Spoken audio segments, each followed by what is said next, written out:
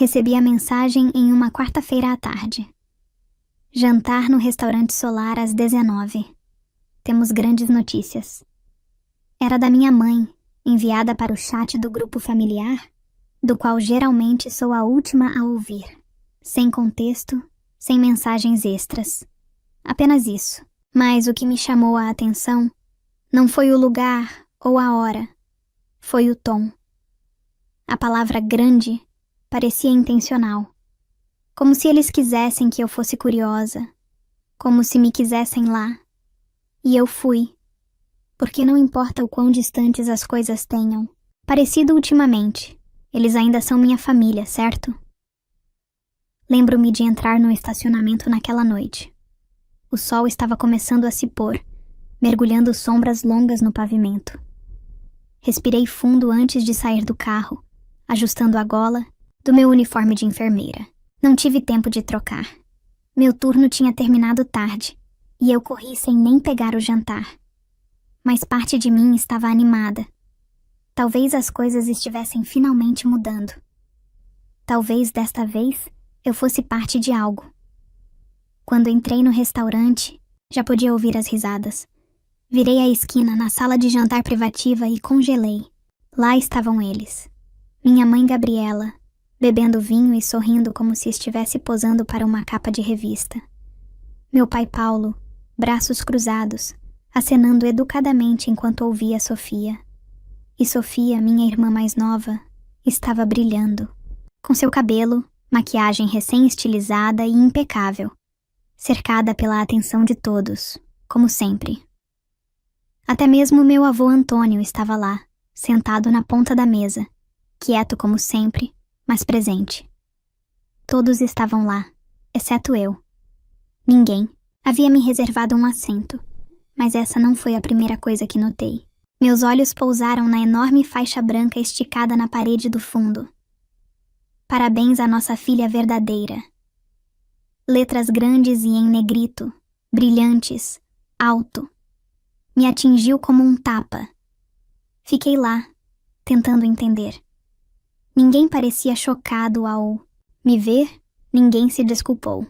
Minha mãe levantou o copo casualmente e disse: "Ah, que bom que você conseguiu. Já começamos." Sofia me olhou de cima a baixo e deu um sorriso irônico. Não tive tempo de mudar as coisas. Assenti rigidamente e forcei um sorriso. Eu tinha saído do trabalho tarde. Houve um tipo estranho de silêncio depois disso. Não constrangedor, mas confortável para eles. Como se eu fosse a convidada, não a filha. Como se isso não fosse para mim. Um garçom apareceu e deslizou uma cadeira extra para a beira da mesa para mim. Ninguém se moveu para abrir espaço. Eu me sentei lá em silêncio, tentando me encolher o suficiente para desaparecer. Foi quando minha mãe levantou o copo novamente para Sofia. Ela disse, com um sorriso orgulhoso e dramático: "Nossa filha verdadeira, finalmente temos algo para comemorar." Todos brindaram com seus copos, menos eu. Olhei para a toalha de mesa, sem ter certeza se tinha ouvido mal. "Filha verdadeira?" Sofia riu. Ok, eu vou explicar", disse ela, como se estivesse contando uma piada. Ela se inclinou, com um brilho nos olhos. "Eu fiz um desses testes de DNA. Descobri que não sou adotada. Sou, na verdade, sua filha biológica. Mamãe e papai pensaram que me tiveram por meio de barriga de aluguel, mas sou deles, completamente deles." As pessoas aplaudiram como se fosse uma festa de revelação de gênero. Paulo enxugou uma lágrima emocionada. Minha mãe colocou a mão sobre o coração. Pisquei, tentando manter minha voz firme. "Espera. O que isso significa sobre Mem?" A mesa ficou em silêncio por um segundo. Então, Gabriela deu de ombros levemente. "Bem, querida, você fez parte do mesmo processo. Foi complicado, éramos jovens. Erros." O riso aumentou novamente. Desta vez, eu estava lá, de repente, fria, em uma sala cheia de calor. Eu não fui convidada e, Quando pensei que não poderia me sentir menor, o garçom voltou. Ele caminhou até mim, não mais ninguém, e me entregou um pequeno envelope lacrado. O dono me pediu para entregar isso a você, ele disse. Todos na mesa se viraram para olhar. Olhei para o envelope. Meu nome estava escrito à mão na frente. Apenas meu nome. E naquele momento, tudo mudou. Eu não nasci nesta família, pelo menos não da maneira que a maioria das pessoas nasce. Mas quando eu era criança, ninguém nunca disse nada diferente. Meus pais, Gabriela e Paulo, sempre foram distantes, mas eles me chamavam de filha. Eles me deram seus sobrenomes. Eu os chamava de mãe e pai. Eles me alimentavam, me vestiam, me mandavam para a escola. Por fora, parecíamos qualquer outra família de classe média. Mas dentro de casa sempre parecia que faltava alguma coisa. Algo que eu nunca conseguia nomear em voz alta. Sofia, minha irmã mais nova, era tudo o que eles sempre quiseram. Desde o momento em que ela começou a andar, ela era o centro de todas as conversas, todos os feriados, cada porta-retratos na parede. Ela era a garota de ouro deles. Cachos loiros, sorriso de concurso, notas A com metade do esforço. E eu era aquela que lembrava de tirar o lixo, aquela que sentava no banco de trás durante as férias para que Sofia pudesse ter a janela, aquela que sempre fazia seu próprio bolo de aniversário, porque a mãe ficava sem tempo. Eu não me lembro da última vez que qualquer um deles me disse que estava orgulhoso de mim. Não quando entrei na escola de enfermagem, não quando fiquei acordada 36 horas durante a crise da Covid, nem mesmo quando paguei meus empréstimos, estudantis trabalhando em turnos dobrados todo fim de semana. Mas eu não reclamava. Eu pensava que talvez fosse assim que as famílias funcionassem. Talvez o amor nem sempre se parecesse com abraços ou aplausos. Talvez ser o responsável significasse que você não ganhava os holofotes. E apesar de todas as pequenas rachaduras, eu ficava por perto. Ligava nos aniversários. Oferecia carona para o aeroporto. Aparecia no Natal com presentes, mesmo quando ninguém pensava em me dar um. Nunca perdi um convite para jantar, porque no fundo, eu continuava esperando que dessa vez fosse diferente. Foi por isso que, quando a mensagem do grupo chegou sobre o jantar no restaurante Solar, eu disse a mim mesma: talvez eles finalmente fossem me ver. Talvez a grande notícia fosse sobre algo que todos nós poderíamos compartilhar. Talvez, apenas talvez, eu finalmente faria parte da celebração, não apenas uma espectadora. Eu estava cansada naquele dia, física e emocionalmente. 12 horas. No chão do hospital, 2 códigos chamados. Um paciente que eu não pude salvar. Mas não cancelei. Eu não queria ser aquela que desistia. Eu tinha me acostumado a ser aquela que aparecia, mesmo quando doía. Eu lembro de colocar um pouco de batom no espelho do meu carro, tentando me recompor. Juntos, eu disse a mim mesma: não pense demais. Entre, sorria. Talvez desta vez sejamos diferentes. Mas nada poderia ter me preparado para aquele momento. Aquela faixa, aquela frase: parabéns à nossa filha.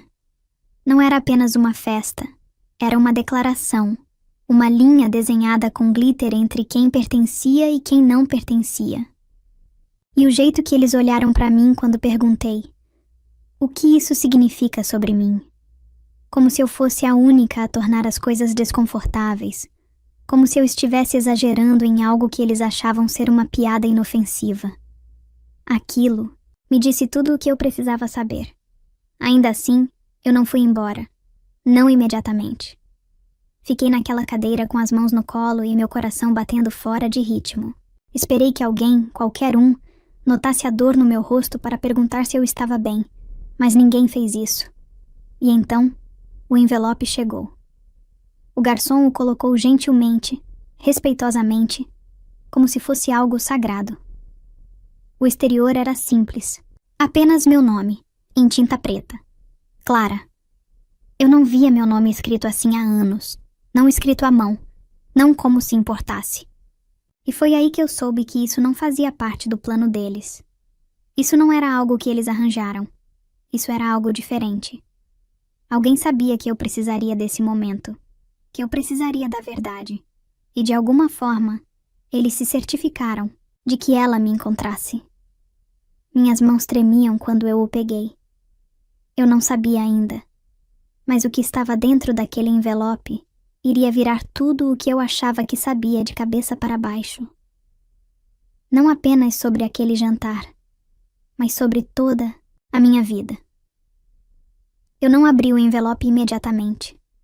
Eu o segurei em minhas mãos como se fosse algo frágil, algo que poderia me salvar ou me destruir. O papel era grosso, quase antiquado, e a caligrafia era afiada e deliberada. Alguém tinha demorado. Alguém queria que isso chegasse até mim.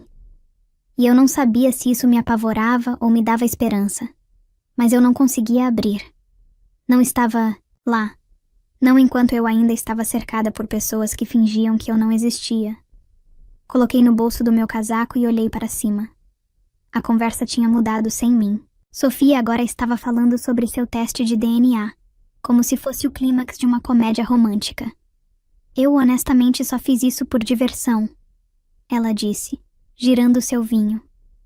Mas quando recebi os resultados, fiquei chocada. Aparentemente, eu estou 100% biológica, sem doador, sem confusão. Só eu, o verdadeiro negócio. Todos riram de novo. Até o vô Antônio deu um aceno educado, embora eu tenha notado que ele não estava rindo com os olhos.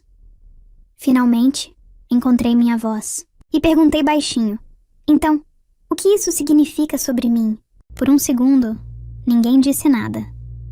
Meu pai olhou para a parede, como se estivesse tentando se lembrar de uma consulta no dentista. Minha mãe se mexeu na cadeira e deu um pequeno sorriso ensaiado. Bem, ela disse, nós usávamos 2 embriões, naquela época. A clínica não dizia muito, não fazíamos muitas perguntas. Sofia interrompeu. Basicamente foi uma confusão. Eu sou deles, Márcia. Você pode ser de outra pessoa. Ela disse isso com uma risada, como se estivesse dizendo que eu tinha pedido a bebida errada do Starbucks. Todos riram junto, menos eu. Eu queria ir embora.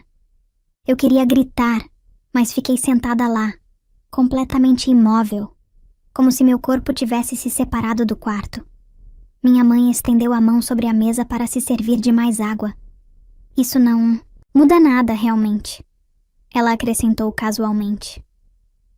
Você ainda é família. Ainda família? Do jeito que alguém diz isso quando está falando sobre um velho vizinho ou o cachorro que eles deram anos atrás. Eu senti minha garganta apertando, meu coração batendo forte no meu peito. Não rápido, mas pesado, como se estivesse arrastando o resto de mim para baixo. Ninguém se desculpou. Ninguém reconheceu que o que eles acabaram de revelar era mais do que uma surpresa peculiar. Era toda a minha identidade sendo jogada fora como uma piada. Eu não era apenas a segunda melhor filha. Eu era aquela que nem pertencia. Aquela faixa acima da mesa deixou claro: nossa filha verdadeira, não nossas 2 filhas, não nossa família, apenas uma. Uma filha verdadeira, e eu não era dela. Sofia estava brilhando, consumindo cada segundo. Ela pegou o telefone e começou a mostrar fotos dos resultados do DNA, como se fossem a prova do seu destino. Meus pais se inclinaram, fascinados, maravilhados, agarrados a cada palavra dela. Fiquei ali sentada, invisível, encolhendo a cada gole da minha água intocada. Em certo momento, Sofia se inclinou em minha direção e disse: honestamente, isso explica muita coisa. Você sempre foi diferente. Ela não quis dizer isso gentilmente. Antes que eu pudesse responder, meu telefone vibrou. Era um lembrete do trabalho noturno, o turno da próxima semana, confirmando que estarei lá às 18 horas. Até mesmo meu trabalho me tratava com mais respeito do que minha própria família. Engoli o calor que subia na minha garganta e me levantei. Vou sair para tomar um ar, eu disse. Ninguém me parou. Ninguém perguntou se eu estava bem. Minha cadeira raspou suavemente contra o chão e a conversa deles continuou sem perder o ritmo. Entrei. No ar frio da noite, tirei o envelope do meu casaco e o encarei sob o poste de luz. Eu estava tremendo, não só de frio, mas de perceber que eu nunca tinha realmente feito parte daquela mesa. Não quando eu tinha 5 anos, não quando eu tinha 15, não esta noite. E em algum lugar dentro daquele envelope, eu tinha a sensação de que estava prestes a descobrir por que eu estava do lado de fora daquele restaurante. Como se o chão abaixo de mim não fosse mais real. As risadas de dentro continuavam saindo pela janela. O tilintar suave de copos, vozes familiares, histórias, contadas pela 50ª vez. Se você não soubesse melhor, pensaria que era apenas mais uma reunião de família, apenas mais um jantar comum. Mas algo se abriu dentro de mim, e tudo o que eu conseguia ouvir era o som de papel se desdobrando em minhas mãos. O envelope estava quente agora, pelo tempo que eu o segurei. Meu nome, Clara, ainda me encarava, como se pertencesse a outra pessoa. Por um segundo pensei em não ler. Talvez fosse mais fácil me afastar de tudo e apenas carregar o não saber.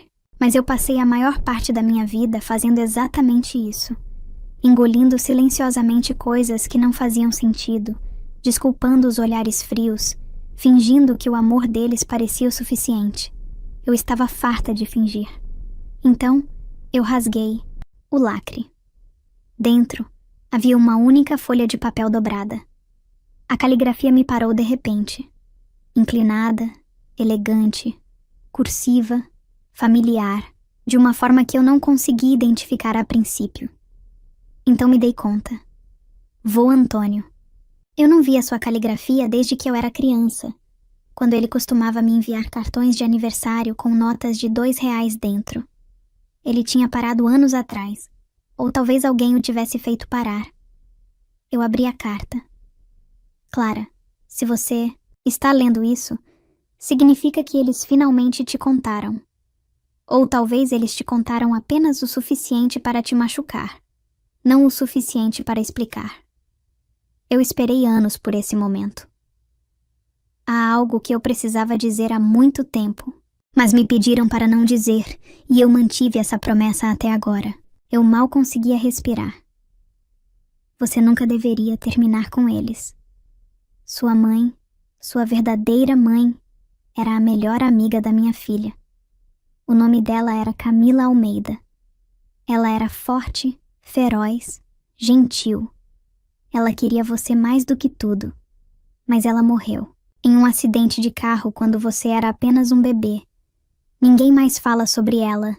Eles enterraram sua memória para se proteger, não você. Eu senti meus joelhos cederem. Me sentei no banco de pedra perto da calçada. A carta tremeu em minhas mãos. Camila. Minha mãe tinha um nome que eu nunca tinha ouvido, um nome que eles nunca tinham falado. Depois do acidente, Gabriela interveio. Ela se ofereceu para te acolher. Ela disse que era a única maneira de te manter segura e cuidada. Na época, eu acreditei nela. Ela era minha filha. Eu queria confiar nela.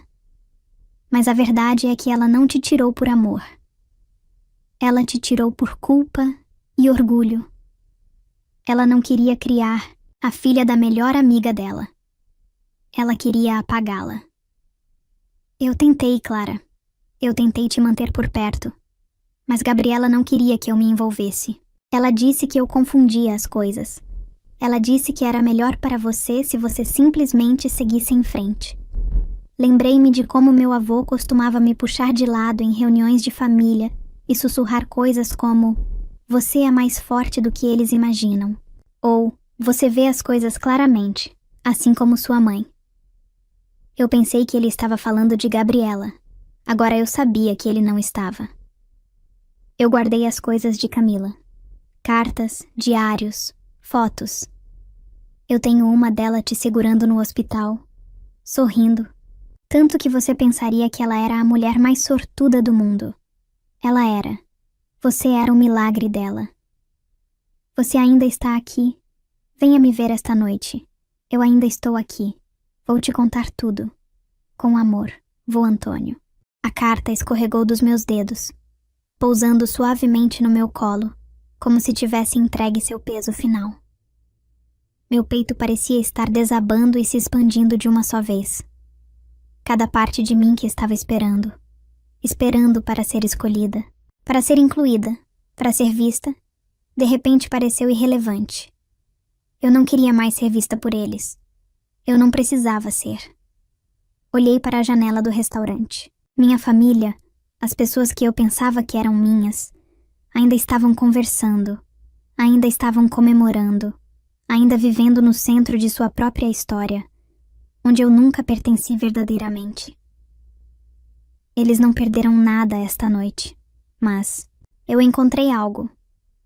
Um fio de verdade, um nome, uma mãe, um avô que nunca desistiu de mim, uma família sobre a qual nunca me falaram, uma que poderia realmente ter me amado do jeito que eu sempre desejei. Eu me levantei. Desta vez, não hesitei. Caminhei direto para o meu carro, mãos firmes agora. Eu não disse adeus. Eu não devia a eles. Eles tiveram 30 anos para me dizer a verdade e escolheram o silêncio. Mas outra pessoa tinha amor escolhido, e ele estava esperando por mim. A viagem até a casa do vô Antônio pareceu mais longa do que realmente era. Eram apenas 15 minutos do restaurante, mas cada sinal vermelho se estendia por uma eternidade. Meus dedos agarravam o volante com mais força do que eu precisava. Meus pensamentos corriam mais rápido que meu coração.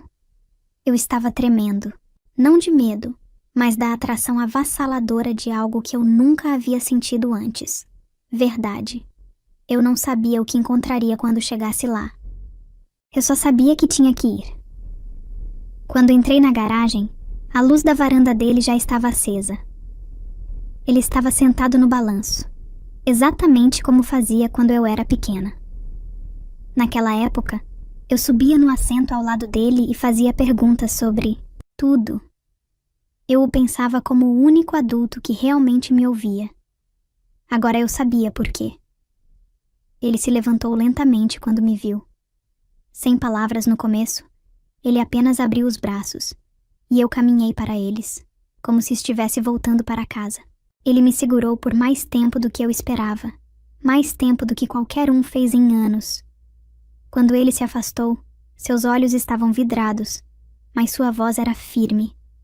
Sinto muito que você tenha descoberto assim. Eu também assenti, engasguei para a resposta. Ele me levou para dentro, e tudo cheirava a cedro e velhas memórias. A sala de estar não havia mudado em décadas. Os mesmos cobertores de crochê, o mesmo abajur vintage com uma cúpula inclinada. Mas agora parecia diferente, como se pertencesse a mim de alguma forma. Na mesa de centro estava uma pequena caixa de madeira. Ele a abriu lentamente, como se fosse sagrada. Dentro havia cartas empilhadas cuidadosamente, todas com a mesma caligrafia, algumas endereçadas a mim, algumas nunca enviadas. Essa é Camila, ele disse. O quarto ficou borrado ao meu redor. Eu nunca a tinha visto antes, mas eu a conhecia. Olhei para ela do jeito que uma criança se olha no espelho pela primeira vez e finalmente vê seu próprio rosto claramente. Eu me vi no seu nariz, nas suas maçãs do rosto, no jeito como ela me embalou, como se eu fosse tudo. Aquela foto fez algo que nenhum teste de DNA ou jantar em família jamais poderia fazer. Me fez sentir real. Minha voz tremeu. Por que eles não me disseram? Vô Antônio sentou ao meu lado. Eles não queriam amar algo que os lembrasse do que levaram, disse ele. Gabriela sempre viveu na sombra de Camila. Quando Camila morreu, ela viu sua chance de reescrever a história. E Paulo, ele apenas seguiu o que tornava a vida mais fácil. Mas eu sabia que não podia deixar a filha de Camila desaparecer. Então fiquei perto, o mais perto que eles me deixaram. E esperei pelo dia em que você viria até mim.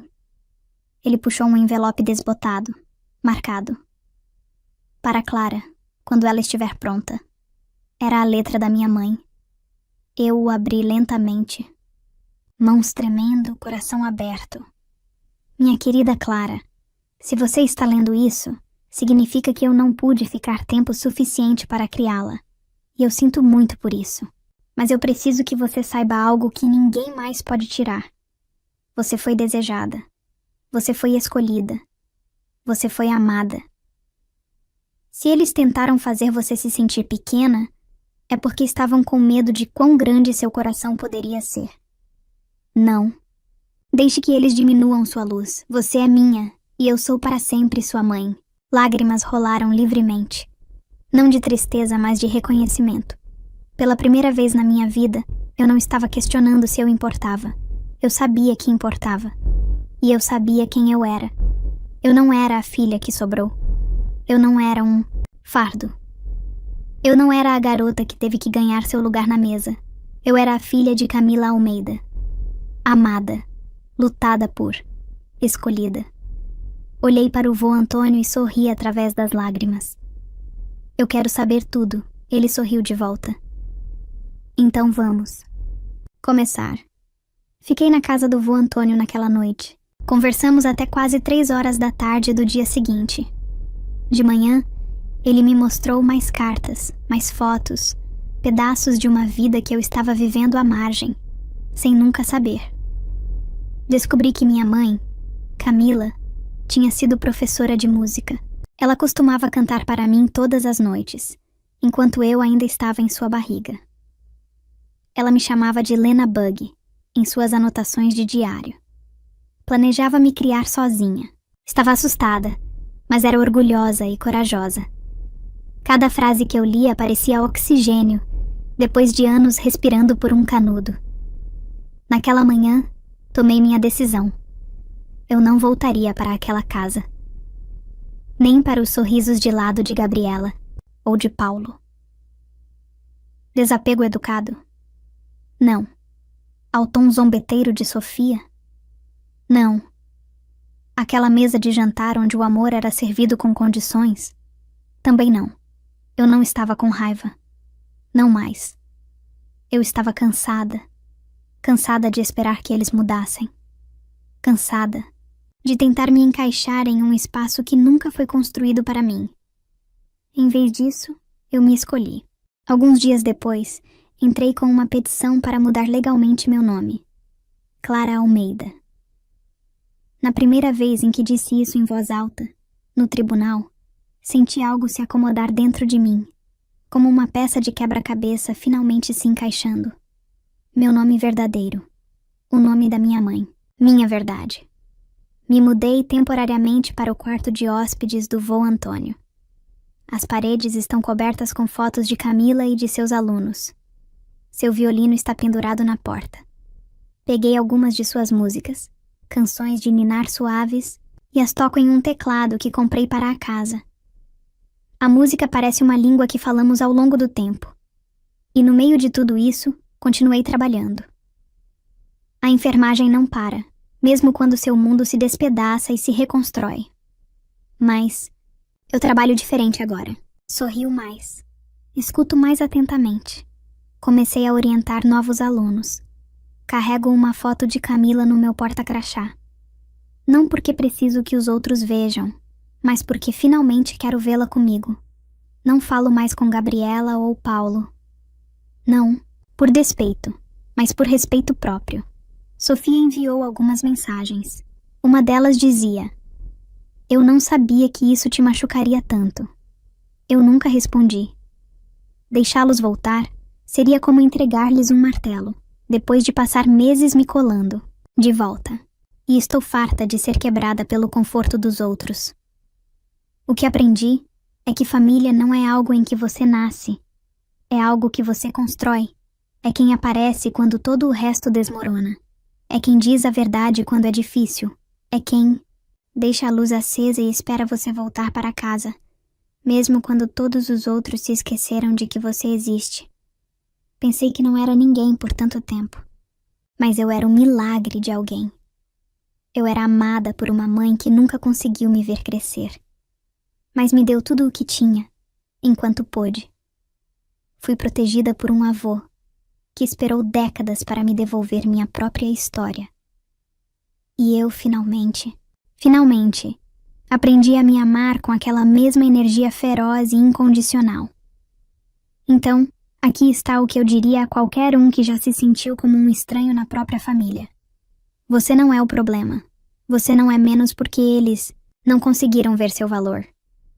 Você não é definido por aqueles que não conseguiram te amar direito. Você tem permissão para ir embora e, quando fizer isso, quando finalmente escolher a verdade em vez do desempenho e o amor em vez do legado, você não perde uma família. Você encontra a sua. Se essa história te comoveu, não se esqueça de curtir, se inscrever e compartilhar. Agora, me diz, você já teve que se reconstruir do zero? Qual verdade te fez mudar de ideia? E se você descobrisse que sua família que te criou escondeu a verdade sobre sua origem, o que você faria? Escreve aqui nos comentários. De 0 a 10. Qual a sua nota para essa história? Quero muito saber. Se você gostou do vídeo, já clica em gostei e não se esquece de se inscrever no canal. Assim você não perde nenhuma história emocionante que postamos diariamente aqui no canal. Um beijo e até breve.